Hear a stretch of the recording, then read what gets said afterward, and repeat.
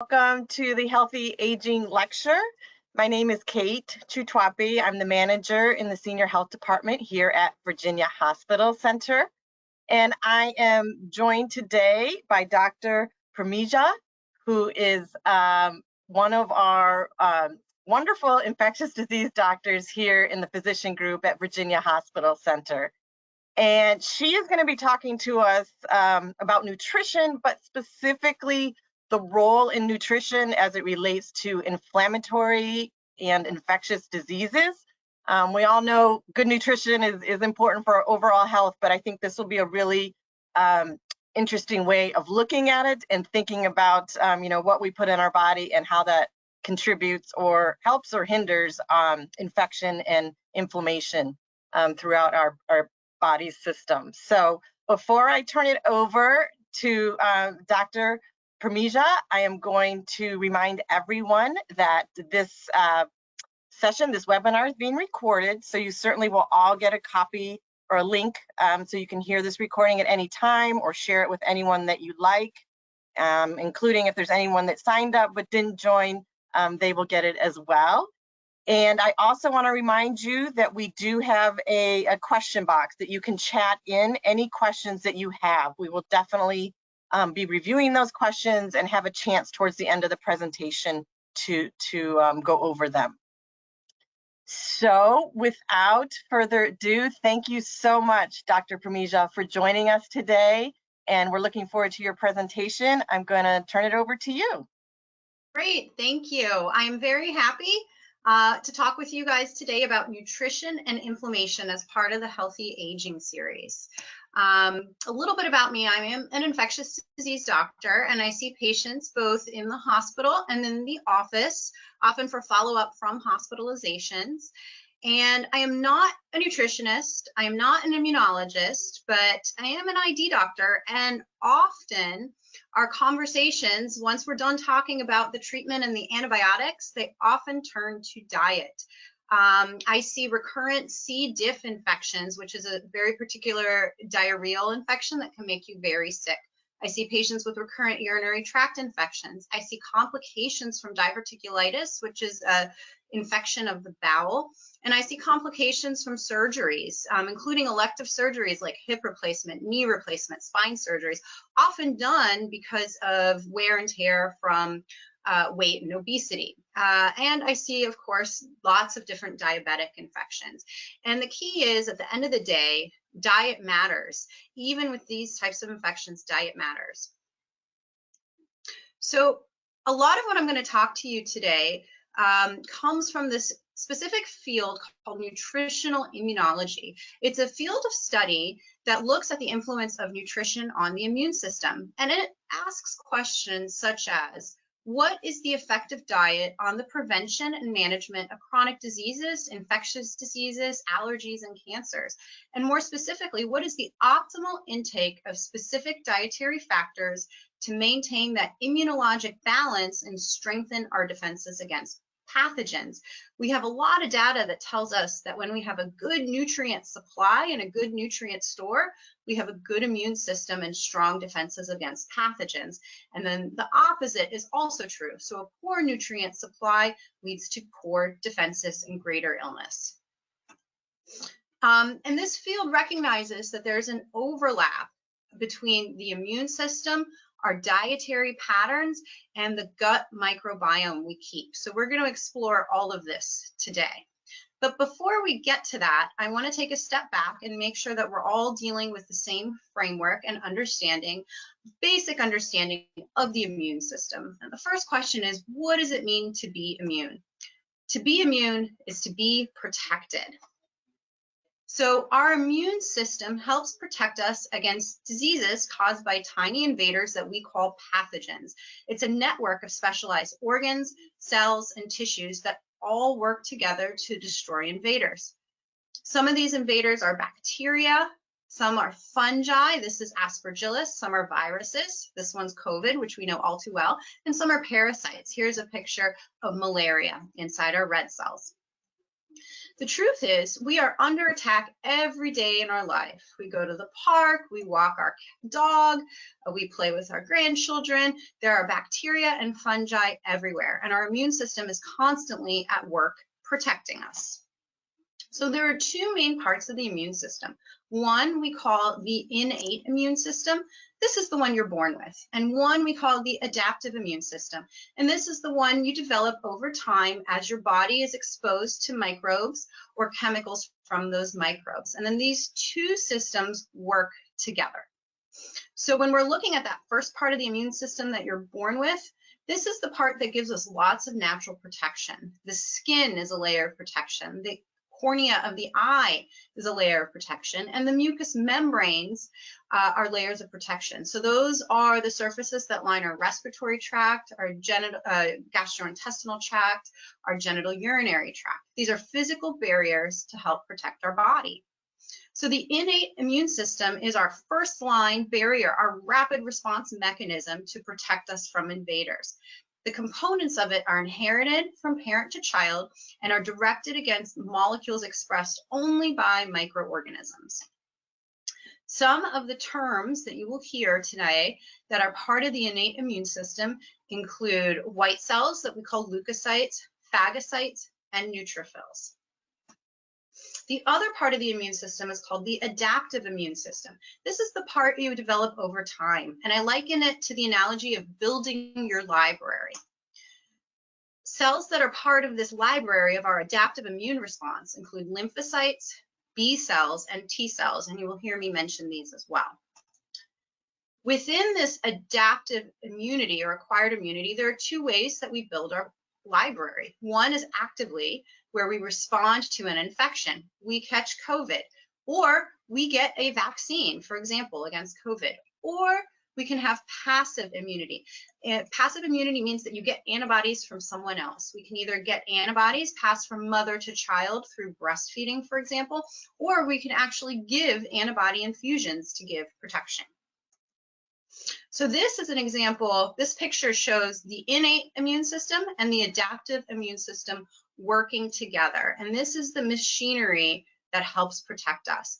Our body is exposed to a pathogen, a microbe, and then we have parts of our innate immune system that activate. They recognize it, give a handshake, so to speak, and talk to the adaptive immune system. They pull in T cells and B cells, which help protect us, and then kill that microbe. So that's when things work properly. This diagram shows the immune system and all the components in a different way.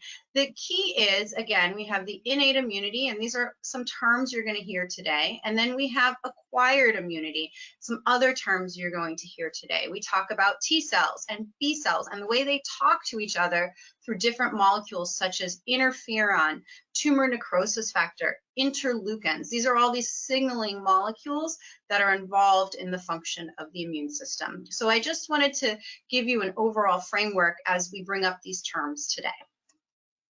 So what triggers an immune response? So there are many things that trigger an immune response. Number one, antigens. So these are substances that the body labels as foreign and harmful.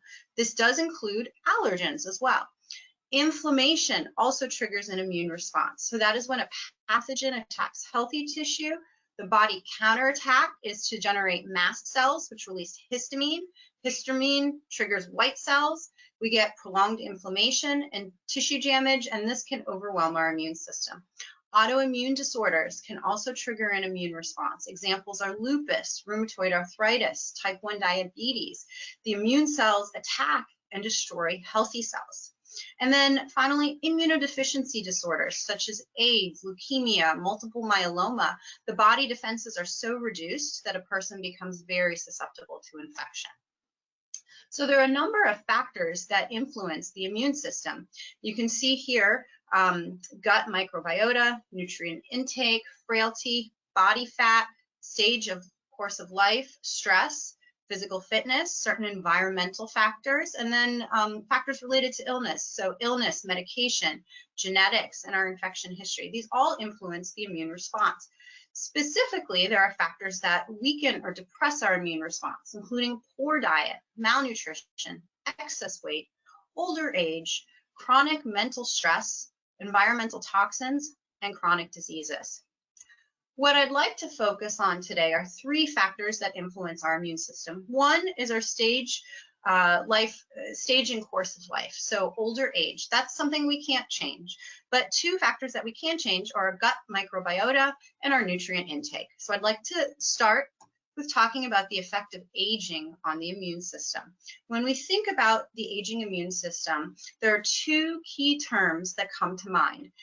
One is called inflammaging. So it's an amalgam between inflammation and aging, and that's just recognizes the association of advanced age and chronic low-grade inflammation. The other is immunosenescence, meaning that immune competence, or how well our immune system works, diminishes with age. And as we age, we have an altered number of immune cells. We have decreased output of cells from the bone marrow, and at the same time, our thymus starts to shrink, so it stops putting out as many T cells, so it can't respond to new antigens or pathogens. Additionally, as we age, besides that, what we have left just doesn't work as well.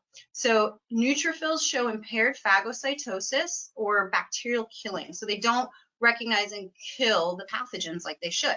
Natural killer cells have impaired cytotoxicity towards infected cells with viruses and tumor cells. So again, another set of cells does not kill like it should.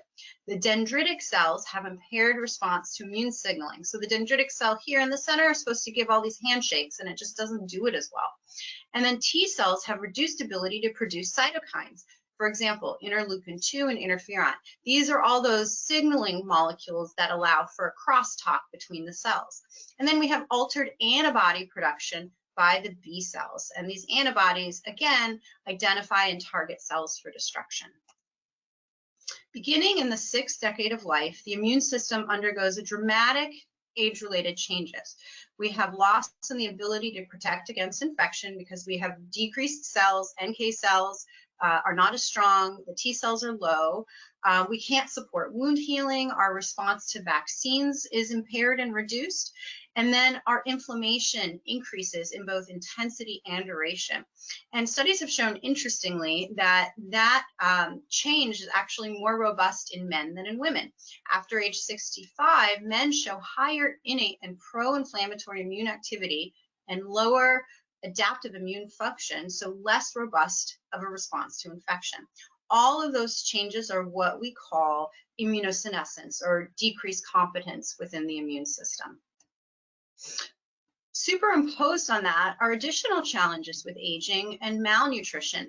Malnutrition isn't just important in children, it's important as we age as well, because we still encounter nutritional deficiencies. Challenges for the elderly include disability. Some people might not be allowed to drive, they can't see, they don't have access to the food like they used to. Diseases in and of itself create challenges, and then even if it's not the disease, you can have disease-associated anorexia, or anorexia meaning not wanting to eat, associated with the medicines to treat the disease. Also, some people engage in poor food selection. People either aren't helping them or they're not sort of supervising the food selection. And of course, a lot of people are on a fixed income and food is expensive, so they don't have the options that they used to. So we can't modify a lot of the changes with aging, but we can modify our diet. So the question is, how does diet influence our immune function? So we're going to talk a little bit about diet and the gut. And when we talk about the gut is a physical barrier. So this is part of our innate immunity. And so there's a great interplay between the gut and our innate immune system. And we're going to go over this diagram here. This is the brush border of the gut, or our intestinal lining, and we'll talk about that in a little more detail. So within this border here, you have the gut epithelium, or lining. We have lots of different cells called intestinal epithelial cells. We have Paneth cells, goblet cells, enterocytes, enteroendocrine cells, and intestinal cells. So this network of cells here works with the immune system to form a dynamic physical and biochemical barrier. And so this barrier responds to microbial stimuli, and it distinguishes between signals from good bacteria in our gut and bad bacteria or pathogenic microorganisms. What are some of the things that it does? Well, this barrier works to create a balance. And I'm going to go through some of these terms, but just to give you a general idea. So we have inflammasomes that give you an interleukin release. This is a signaling molecule that helps give us mucus and antimicrobial peptides to release into the gut. So basically proteins that help kill bad bacteria. We have IgA secreting B cells. So B cells give our antibodies that regulate these microbial populations to keep things in balance or maintain homeostasis. We have signaling of commensal bacteria. So we have bacteria that are actually sending signals to our gut lining cells to induce tolerant macrophages, regulatory T cells, and lymphoid cells. So the bacteria in our gut are talking to the lining of our gut and telling it to, telling our immune system, hey, this guy is okay. So we call all of this a crosstalk. So there's a crosstalk between commensal bacteria, the cells of our gut, and different immune cells that support a tolerant environment within the intestine that suppresses that inflammatory response. Within the gut, there are three main types of bacteria, broad categories. We have Bacteroides, Prevotella, Rhumococcus. But the ratio and additional factors can change, right? Because our gut is constantly responding to environmental factors. This includes diet, medical interventions, socioeconomic conditions, stress, age, gender, body weight, sleep, smoking, alcohol. Although of all these, food intake and our dietary habits have the most influence on the richness of the microbes of our gut. And when we have an imbalance of those microbes in our gut, we can have a disturbed barrier and induce inflammation. So this is a diagram showing an immune tolerant gut or a happy gut. We have bacteria that are present in the gut, and when it's working properly, sometimes we get bacteria that are then identified and presented to the T cells, and then the T cells through crosstalk keep a balance. So we have a balance between less inflammation and more inflammation, and everything is happy. And I will point here that the gut has a nice barrier that's intact and has nice connections between all of the cells. So this is a happy gut. What happens when we have gut imbalance? So a reduction of this tolerance favors immune-mediated diseases such as inflammatory bowel disease. Also, when we have hyperglycemia or high blood sugars, that can disrupt that barrier permeability, and we end up with a leaky gut where we end up with microbes and microbial metabolites getting into the system where they otherwise shouldn't. So we call this aging-associated dysbiosis or imbalance. It promotes intestinal permeability, systemic inflammation, and macrophage dysfunction, meaning those cells that are supposed to gobble up the bacteria just don't work well. So knowing all of this, what is the best diet? What should I eat? Is there something that helps my immune system stay strong? Is there something that I should avoid? So does an immune boosting diet exist? Well, the truth is there are certain dietary patterns that may better prepare the body for attack, but there's no specific food out there that offers any individual extra special protection. Each stage of the body's immune response relies on many micronutrients for the growth and function of immune cells. I'm going to be talking a lot about micronutrients, so I want to define that and compare that to macronutrients. Macronutrients are types of food that are required in large amounts in our diet. So examples, fats, proteins, carbohydrates. Whereas micronutrients are chemical elements or substances that are only required in trace amounts for the normal growth and development of living organisms. So This is a very busy slide, and I do it for emphasis. So this is a summary of the various effects of micronutrients on different aspects of immunity. And the key here is that there are lots of micronutrients. They all have an important role in our immune system at multiple stages: barrier function, role of cellular aspects of innate immunity, and then also with adaptive immunity in the T cells and in B cells. So it's all important, and that's my point. So what do micronutrients do to support our immune response? They're the fuels for the immune system to function properly. They are the building blocks for us to make RNA and DNA to produce proteins, including antibodies, cytokines, which are those signaling molecules, and acute phase reactants. They are the substrates or the building blocks for the production of immune active metabolites. Arginine is a substrate for nitric oxide, for example. Regulators, they are regulators of immune cell metabolism, specifically vitamin A and zinc are some of our biggest regulators. They also have some specific antibacterial and antiviral functions, again, back to zinc and vitamin D. They are regulators that protect us from inflammatory or oxidative stress. Oxidative stress leads to inflammation, so they help reduce that. And they are substrates for the actual intestinal bacteria, which we just reviewed, helps modulate the immune system. When we look at diets and dietary patterns, there's a robust amount of data comparing the Mediterranean diet to the Western diet. When we look at the Mediterranean diet and we look at the base of the food pyramid, we see that the base is fresh fruits and vegetables, or high fiber, whole natural foods. And this promotes symbiosis, or a happy gut. When we look at the Western diet, we see that the base of the pyramid is really in processed foods of lower fiber, and we see very little of the fresh fruits and vegetables. So there are other cultures that have bases of fresh fruits and vegetables, such as Japanese, such as Korean. But like I said, the wealth of the data is on the Mediterranean diet, so that's what I'm going to focus on today. But there are other diets as well that are very good for you. So first, I want to talk about the Western diet. This is our diet, essentially. The hallmark of the Western diet are ultra-processed foods. What is a processed food? A processed food is a food that's changed in any way from its natural state. This includes washing, canning, freezing, or adding any ingredients to it. Baking, cooking, and prepping also counts as processed. Ultra-processed foods specifically are typically high energy, dense products, high in sugar, high in unhealthy fats, and low in dietary fiber, protein, vitamins, and minerals. There's actually a food classification system to help us define what ultra-processed foods are.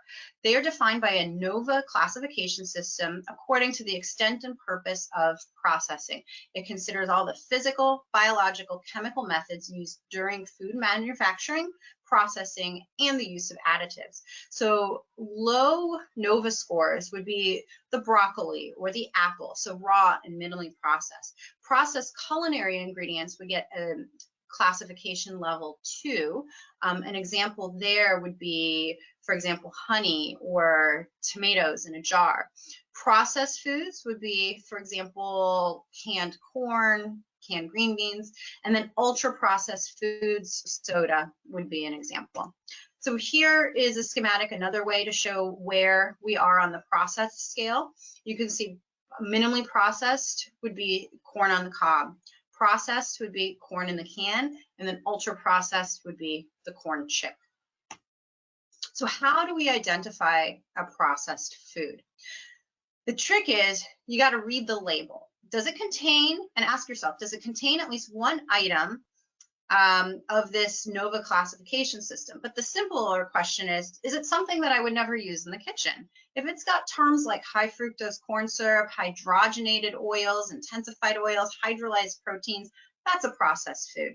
If on the label it has additives to make it the final product more palatable and more appealing, such as flavors, color enhancers, that's a processed food, and we probably want to avoid it. Why are ultra-processed foods bad for you? There have been a number of studies showing all the increased health problems associated with consumption of ultra-processed foods.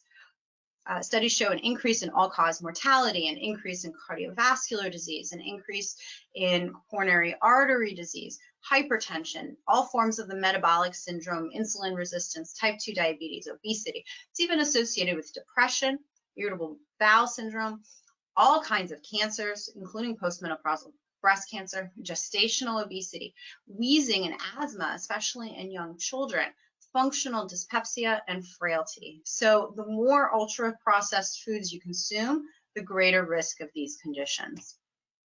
So what do ultra-processed foods do to the immune system specifically?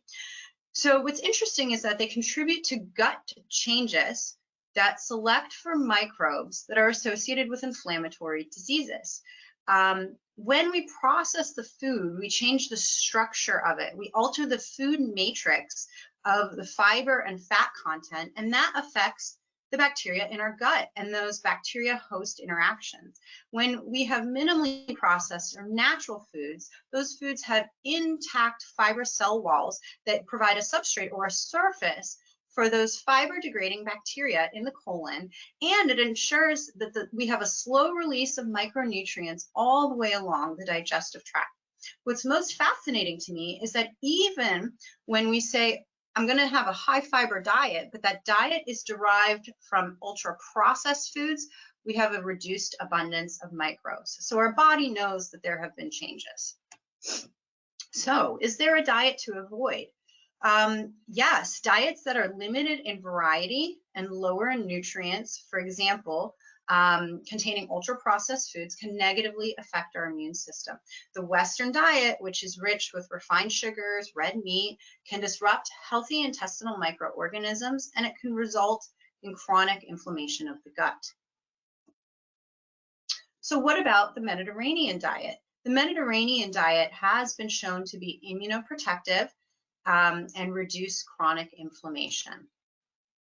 And specifically, a lot of studies look at not just the Mediterranean diet, but what they call the Mediterranean dietary pattern, because there are a number of countries in the Mediterranean that have a slight variability in their diet, and there's benefit to all of that. What's common amongst all those countries and all those cultures is an abundance of olive oil, and also high consumption of fruits, vegetables, whole grains, legumes, nuts, and seeds.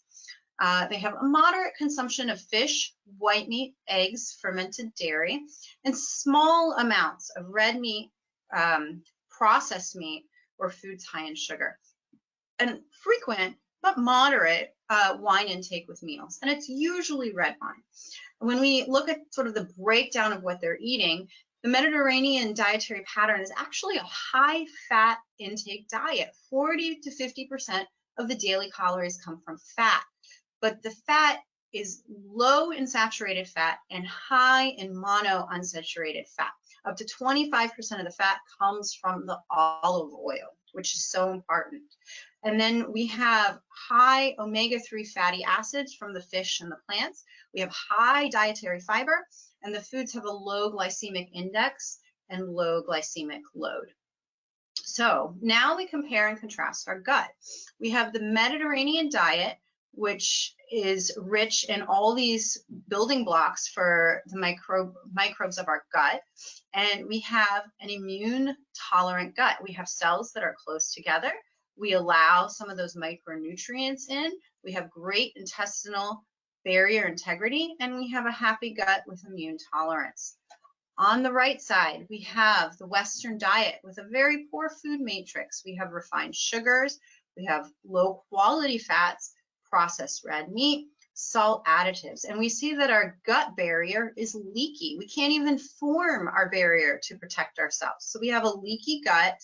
We have altered bacteria within the gut and altered metabolites, and this leads to an incredible amount of inflammation and endotoxemia. So all these bacteria or toxins are just pouring into our gut, and it's not happy. There are a number of studies over many years, actually, that show various effects of the Mediterranean diet on overall inflammation. This one, the PREDIMED study, was done in Europe, and it was a randomized controlled trial that looked at the protective effects of the Mediterranean diet in those at high risk for cardiovascular disease. It was a large study of over 7,000 participants, and it looked at the Mediterranean dietary pattern versus a low-fat diet. They found that olive oil and nuts reduced cardiovascular disease by 30%, and that adherence to a Mediterranean dietary pattern was associated with a reduction in diabetes, metabolic syndrome, hypertension, this oxidative stress, which induces inflammation, and endothelial dysfunction. And so here is a diagram of an endothelial cell. So endothelial cells are the cells that line our blood vessels. And we can see here with the Mediterranean diet, it actually blocks or inhibits the pathway that leads to plaque instability. And the Mediterranean diet actually promotes plaque stability. Why is this important? Because if we have plaques on our blood vessels, we do not want them to break off and cause a heart attack or a stroke. So it's very important. What about the Mediterranean diet and cancer? Well, we have known since the 1950s that the Mediterranean diet has been associated with a decreased risk of cancer. There was a large study back in the 1950s called the 7 Countries Study, and there was a follow-up study called EPIC, which showed that a greater adherence to the Mediterranean dietary pattern was associated with a lower incidence of cancer. Specifically, the EPIC study showed that 4.7% of cancers in men and 2.4% of cancers in women could have been avoided with a greater adherence to the Mediterranean type pattern. There was another study out of Europe called the Suvamax study that found that the best prevention for cancers was a rich and varied diet of fruits and vegetables. And then more recent years, we've had the World Cancer Research Foundation that report that 30 to 40% of cancer deaths per year could be prevented with the right diet. I think that's very powerful. There was a large meta-analysis, so it looks at multiple studies, so 12 studies over many years with 1.5 million participants, and they concluded that the Mediterranean diet was associated with a 6% decrease in mortality from cancer. Not only does the Mediterranean diet affect our risk of cancer, but it's also been shown to be of benefit in neurodegenerative diseases. So they've found that a higher adherence to the Mediterranean diet pattern is associated with reduced cognitive decline and protection against depression.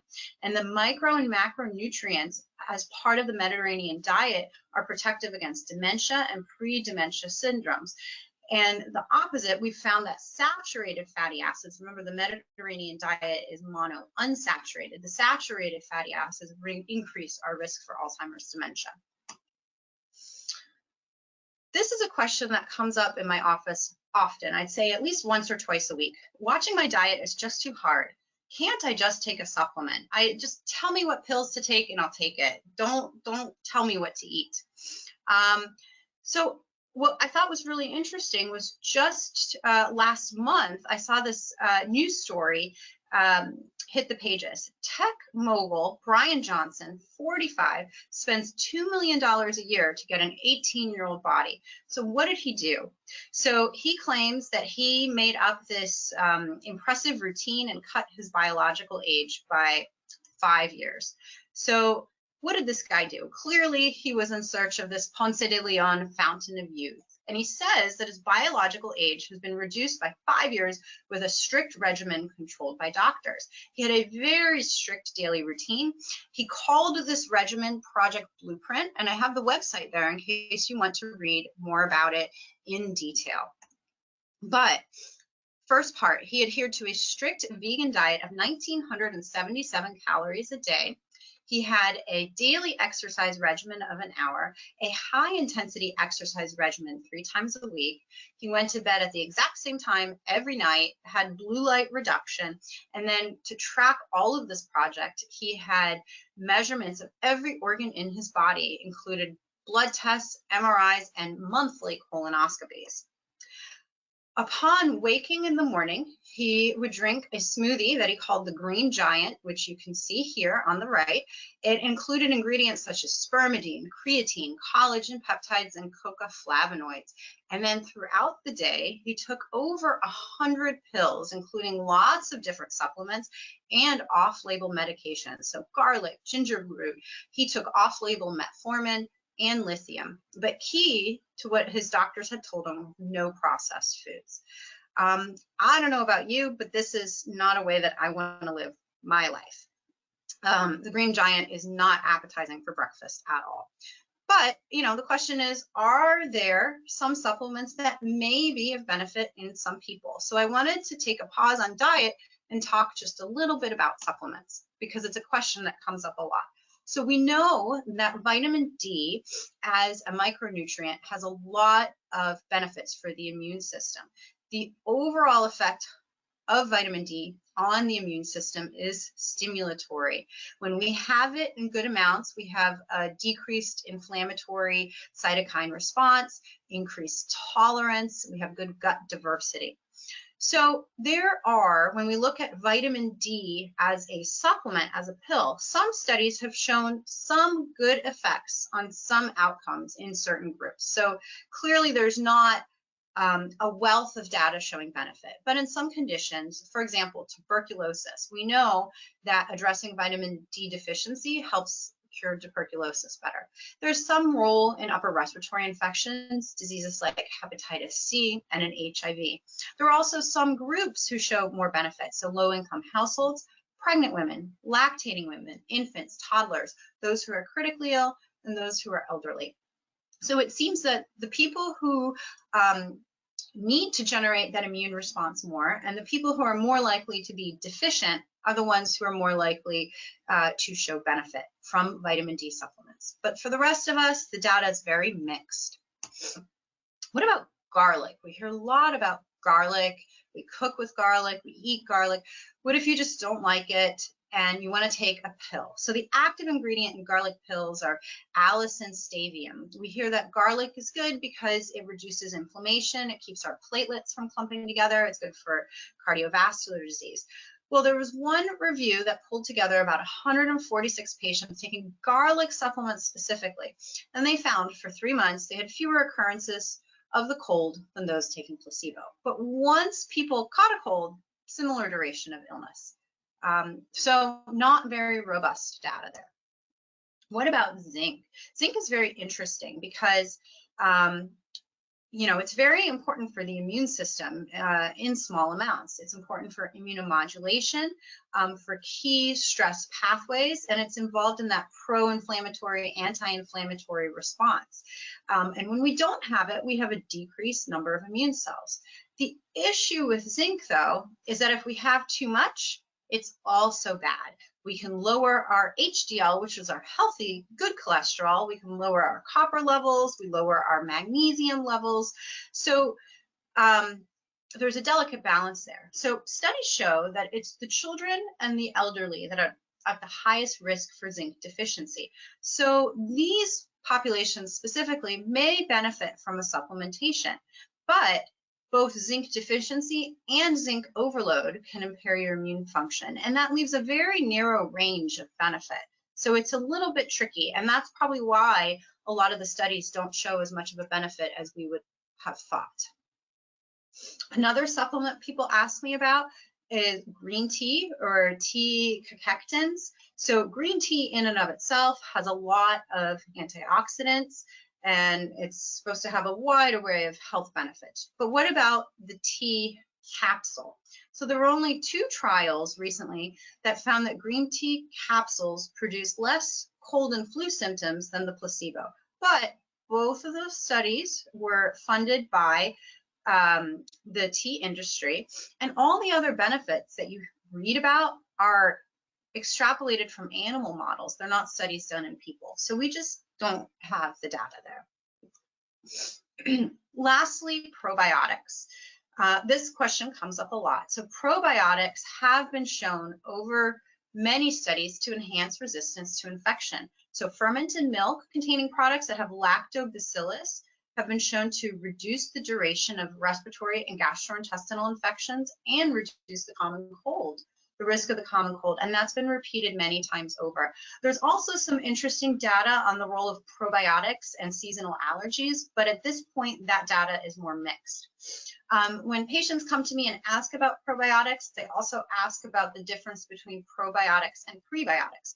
So on the bottom, you see pictures of various probiotics. So probiotics are foods that contain live or helpful bacteria. So live culture foods, kefir, yogurt, fermented vegetables such as sauerkraut, kimchi, miso, tempeh, and kombucha. So those are pretty common examples of probiotics we can find at various grocery stores.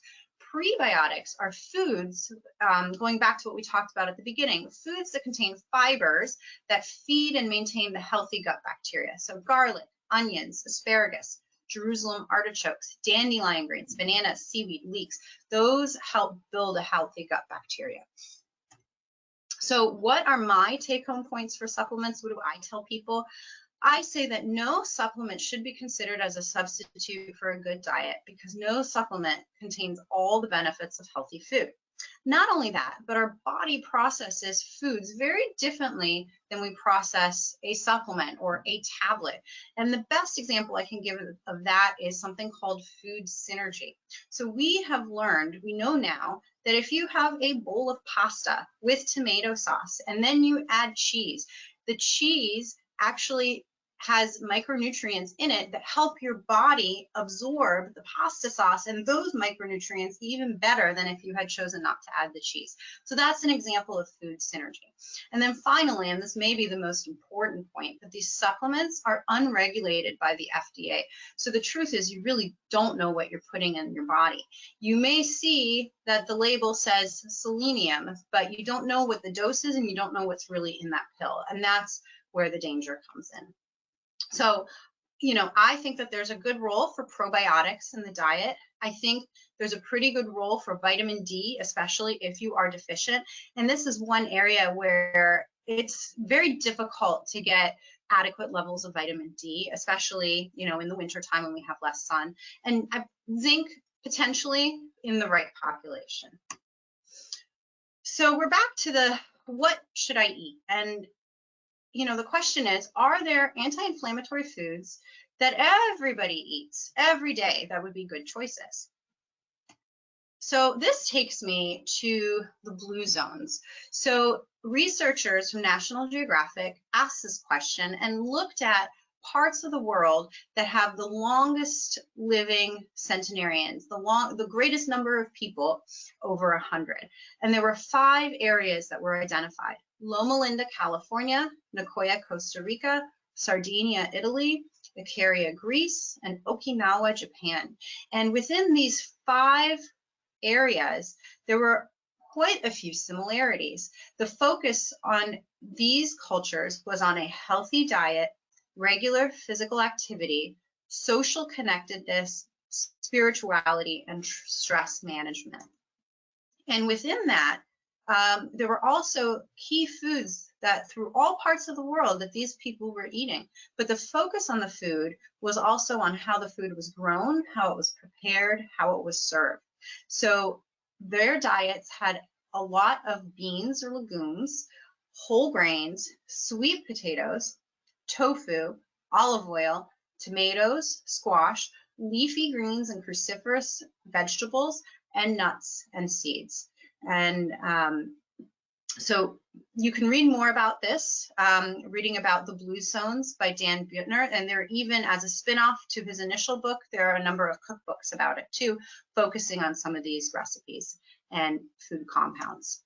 So what do we do practically? We've been through a lot of information today, but how do we put all of this information together and tackle the grocery store, tackle our lunch and dinner every day? How do we make this work?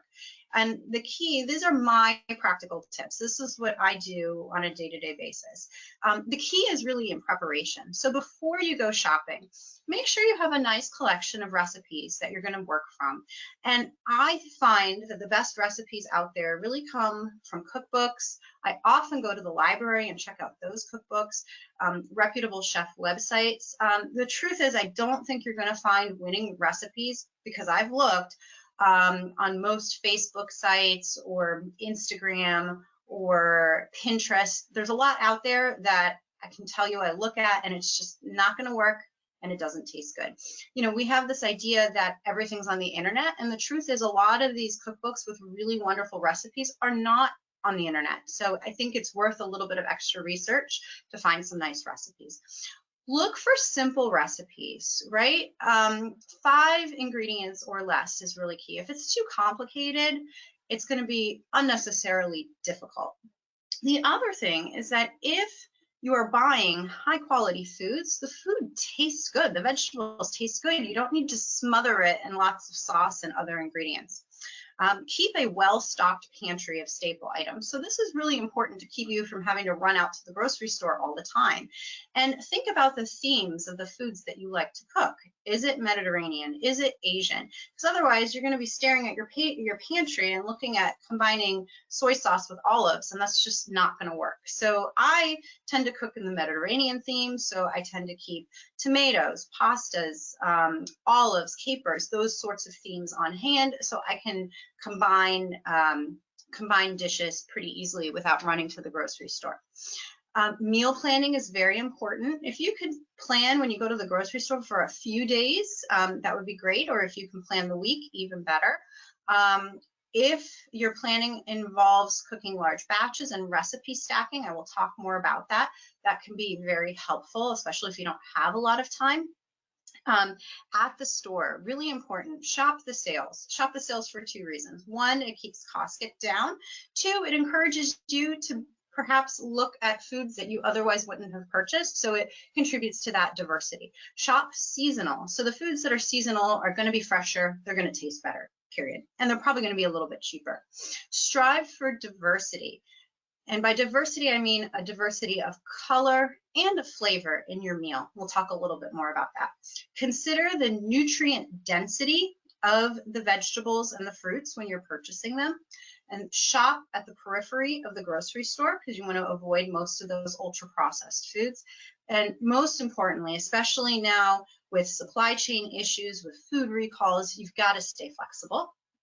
And then when you get home, if the recipe lends itself, rather than cutting it in half, consider cooking the whole large batch and maybe freezing something for future meals.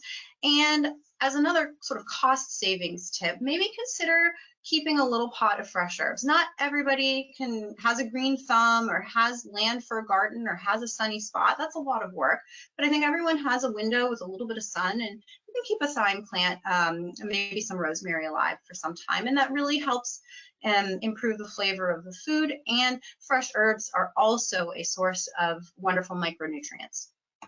So I talked about recipe stacking. So I have borrowed this term from the internet when they talk about habit stacking or keeping a house clean. And the idea is you're combining one activity with another. So for example, I have a couple hours on a weekend, I'll make a big pot of chicken soup with chicken breasts on the bone. I'll serve part of that for dinner that evening, maybe with some pasta, and then I save the rest for the future. And I think about what recipes I'm going to make. Do I shred the chicken and add it with a salad? Do I put it in a chicken pot pie? And then I might freeze the broth that's left over. Maybe I'm familiar with the recipes I use, so I freeze 4 cups that'll go into a tomato soup for the future, and I might freeze 2 cups that'll go for a different soup appetizer down the road. So that's the recipe stacking. I've engaged in one activity, but now I have 4 meals. We said strive for diversity. So one of the sayings is taste the rainbow. So the rainbow, or the color of the food, is a nice natural reminder that we're getting different micronutrients based on the color. You don't even need to know what all the micronutrients are. Just know that if you're eating a variety of color within your day, that you're getting a nice variety of food. The other way to taste the variety is that we want variability in the taste of our fruits and vegetables. Sweet items have different micronutrient densities or micronutrient components than the bitter vegetables. You can see this table on the right, and we can see that the composition, for example, of vitamin A is very different in the sweet potato than in the bitter gourd. So those are two ways nature has reminded us to stay diverse. The other point I made was to shop the periphery of the store. We want to stay in this section of the grocery store and try to avoid this section. If you can stay out of these aisles, that's a pretty good way to ensure that you're going to avoid the ultra-processed foods. Occasionally, it's okay to go into the center if you need some high-protein cereals, some nut butters, beans, canned tomatoes, those sorts of things. And then the last point I wanted to make was about nutrient density. So what is that? That is the amount of beneficial nutrients in a food product in proportion to its energy content, weight, or countered against detrimental nutrients. Other terms are nutrient rich or micronutrient dense. So this is an article that came out in 2014, Defining Powerhouse Fruits and Vegetables, a Nutrient Density Approach. And this really changed, when I read this sort of changed my perspective on going to the grocery store. Towards the end of this article, they define and rank powerhouse fruits and vegetables by nutrient density scores. I printed it out, I taped it to my refrigerator, and I would glance at it every week before going to the grocery store so that I could make the most informed decisions when shopping. So for example, spinach is very high up on this list. I think iceberg lettuce is on page 4 or 5. So rather than making a salad with iceberg lettuce, I sought to make a salad with spinach so I could check that box and make sure I was getting more of my nutrients in my day. So a few parting thoughts here. I think we've reviewed and understand that there is a complex relationship between nutrition and immunology, and that our nutritional status and our patterns of food intake can affect our immune system. And while changing our diet may be difficult, when we start to build habits, habits create patterns, and it's something that we're more easy to follow, that is more easy to follow over time. I found this quote when I was doing research for this topic, and I just loved it. You can't change the number of candles on your birthday cake, but you can change how you feel and function as you get older. No injections, serums, or surgeries required. The secret to healthy aging isn't found in a medicine cabinet or a medical clinic. It's in the kitchen. And I think that this couldn't be more true. So to end, I usually just say thank you, but today I wanted to end with a quick and easy recipe for a soup. To kind of encourage anyone who's feeling motivated to eat healthy this weekend. It's going to be cold. I think there's nothing better than a nice healthy soup. This soup has lots of healthy vegetables of different colors. It has legumes. It has the protein that you need, and it doesn't take long at all. So with that, I am going to wrap up and say thank you and open the floor to questions. Wow, thank you so much, Dr. Parmesia. That was fantastic. Like your presentation was dense with just wonderful information. So thank you so much for all of that. I am thinking though, there's so many good slides that you have. Perhaps, I don't know, we'll talk about sharing the slides, or maybe at least some of the slides, for example, this recipe and some others. So I just wanted to let folks know that we will give you at least some or all of the presentation as when I send out the link next week with the recording. So just to put that out there, if that's okay with you. Sure. So we did have a couple questions that came in, and we'll use the last few minutes that we have to go over them, if you don't mind. Question about just kind of about the supplements, recognizing that the supplements aren't FDA approved. This audience member was wondering if there are any particular trustworthy brands or anything to look for if you are, purchasing a supplement. So some of the brands that are a little more trustworthy are the Kirkland brands are pretty good. And then some of the brands that they stock at Whole Foods are also pretty good. But if you're going to take a supplement, I think the other real key is to make sure that there are no drug interactions with the medicines that you're also prescribed, because the supplements can be metabolized through the liver, and then they can affect the way those liver enzymes work to break down your other medicines. So that's really important as well. Yes, and should they also be looking for that USP verified mark? Do you feel like that makes a difference to, or not necessarily? I just don't know anymore. There have been so many recalls on so many items. Got it. Okay. Like right now we're dealing with the whole recall on the eye drops, and so we really don't know. I don't think that a trademark really makes me feel more secure. Okay, got it. All right.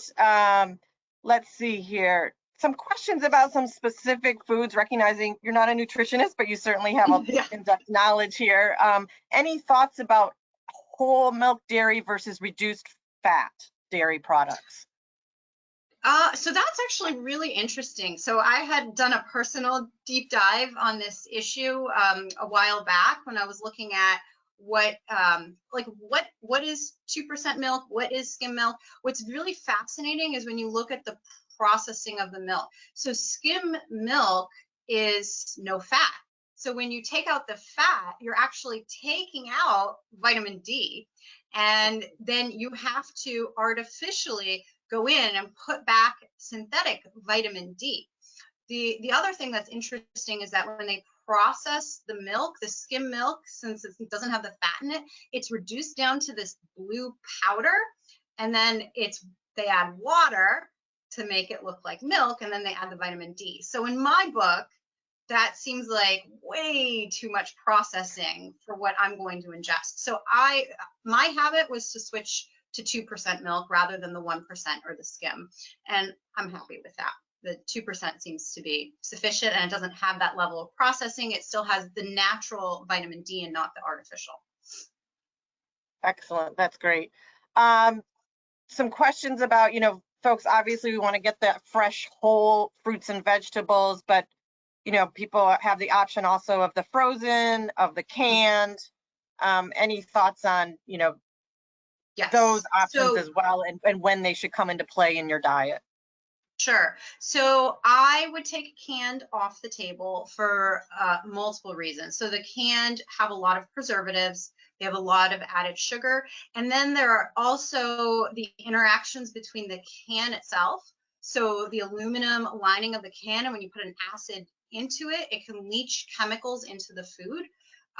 So one of the issues, not only when we talk about ultra processed foods, is the processing, but then the whole other side of things is the packaging, and what does that do to our bodies? So I would take canned fruits, canned vegetables. Don't use it if you can avoid it. I know, we use a lot of tomatoes for cooking and making sauces, and I try to find them in the jar rather than the can, because the aluminum has a lot of toxicity there. And then in terms of the fresh versus the frozen, my personal preference is with fresh, and whenever I can find it, but look at the grocery store, see what they have. Some of the fresh is not that fresh. The fresher has the higher level of nutritional content. Some people say that when the food is flash frozen right after it's picked, you tend to preserve some more of the nutrients. So I don't think frozen vegetables and fruits are that bad for you. If that's the only way you can get those foods into your diet, fine. I think if anything, strive for a little bit of a balance there. Excellent. Great. Let's see. Any thoughts on, this person is asking about lectin-rich foods and nightshade vegetables. Is that something you're familiar with? And this person is asking whether they should be avoided. I'm not familiar with that myself, but I'm not either. Okay. The terms sound familiar, but I don't know. No problem at all. Let's see. Does ultra pasteurization negatively affect milk? I believe you already answered that one. Mm-hmm. I think it does. Here's one about organic. Thoughts on organic versus not organic. That's probably been something you've looked at.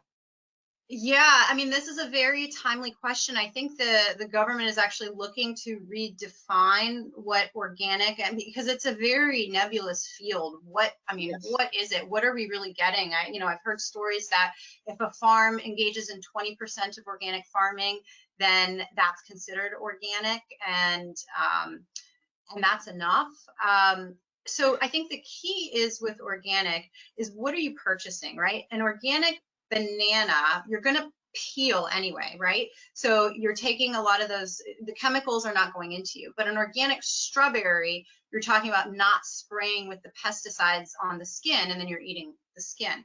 So I think you need to select the right foods for organic. So like bananas, melons, things that have a heavy peel that you're going to peel off probably doesn't matter too much, but the things that are more tender and delicate that you're going to eat, I think organic matters a little bit more.